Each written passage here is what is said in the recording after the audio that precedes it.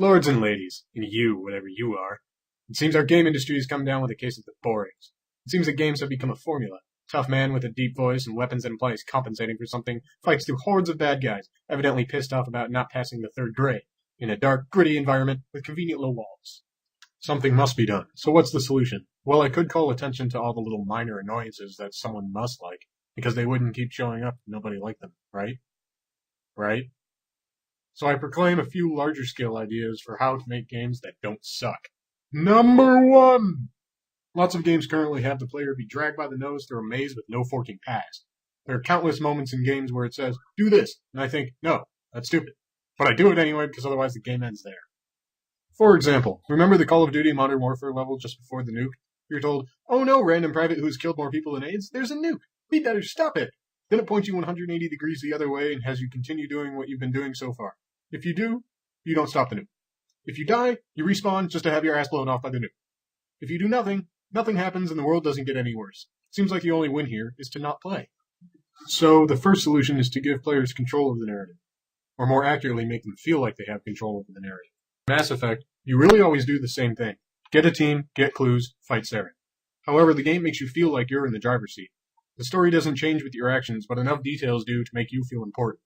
Number 2! The vast majority of games just seem to be copying the last big seller. After Left 4 Dead's success, which was far from the first zombie game, how many zombie-based titles came out?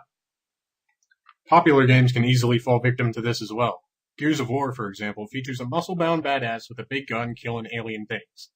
And before you bitch about semantics, I know the locusts came from underground, and I don't care. No one does.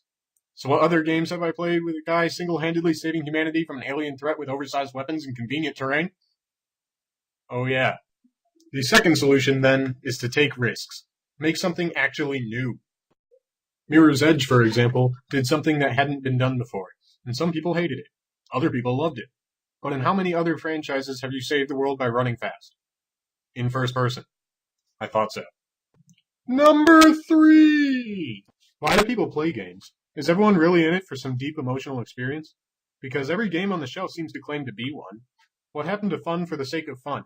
Even games I initially thought got this right went down the dark and gritty path. Brutal Legend. A game I loved the premise for suffered from this. Traversing a land tailor-made for guys that still see Motorhead, Judas Priest, and Black Sabbath in concert years after their prime. Killing people with the power of rock just because they didn't like the same music as me? Brilliant. But then the story gets emo. Literally. Someone dies, you go off into some isolated snow peak for months until you are attacked by skinny guys with dyed black hair. Having these guys as enemies is fine. Having Jack Black on the screen without even a weak attempt at a joke for a significant portion of time, though? So as my third and most sincere solution, make games fun. It's fine if you have a concept that relies on the dark atmosphere, but if it doesn't need it, don't put it in just because you think it will make people take you seriously or make girls like you or something. Because it won't. Just Cause, and its successor, did a good job of this. It has a terrible story and shallow characters, and nobody cares. Because it offers the chance to run around a tropical island blowing things up because you don't like the guy that owns them. The colors are actually colors, and you can surf on a jet while holding a grenade launcher. It doesn't take itself seriously, doesn't ask you to take it seriously, and performs its role admirably. By doing these basic things, we can make sure future games live up to lost standards. While you shouldn't mold your idea to fit these rules, you should follow them off down the road out of Sucktown.